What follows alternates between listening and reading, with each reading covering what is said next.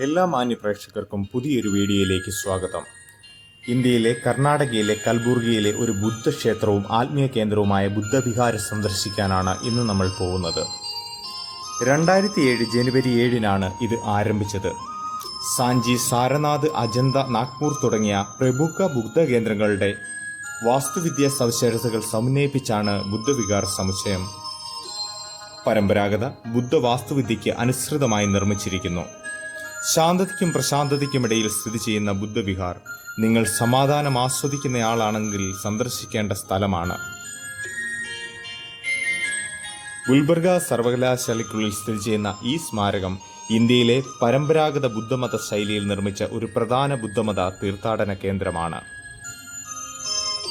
ടിബറ്റിലെ ആത്മീയ നേതാവ് ദലൈലാമ ഔപചാരികമായി ഉദ്ഘാടനം ചെയ്ത ബുദ്ധവിഹാർ അഹിംസയെയും ലോക സമാധാനത്തെയും വാഴ്ത്തുന്ന ഒരു ദേവാലയമായി നിലകൊള്ളുന്നു. എല്ലാ ദിവസവും ഉച്ചയ്ക്ക് 12 മണിക്കും വൈകുന്നേരം 4 മണിക്കുമിടയിലാണ് സന്ദർശന സമയം. 70 ഏക്കർ സ്ഥലത്താണ് ബുദ്ധവിഹാരം സ്ഥിതി ചെയ്യുന്നത്.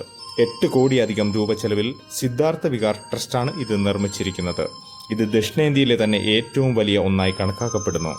ഏകദേശം 1500 ടൺ സിമന്റ്, 250 ടൺ സ്റ്റീൽ, 5 ലക്ഷം ഇഷ്ടികകൾ, 200 ക്യൂബിക് മീറ്റർ മണൽ എന്നിവയിൽ കരകൗശല വിദഗ്ധർ ചേർന്ന് നിർമ്മിച്ചിരിക്കുന്നു. 284 സ്ലാബ് ബ്ലോക്കുകളുള്ള 170 തൂണുകളിലായി 32,450 ചതുരശ്ര അടി ഭൂമിയിലാണ് പ്രധാന ഘടന. വിഹാറിന്റെ താഴത്തെ നിലയിലും 1ാം നിലയിലും ശ്രീകോവിലുകളുണ്ട്. അവിടെ ബുദ്ധന്റെ മനോഹരമായി കൊത്തിയെടുത്ത 2 വിഗ്രഹങ്ങളും കാണാൻ സാധിക്കും.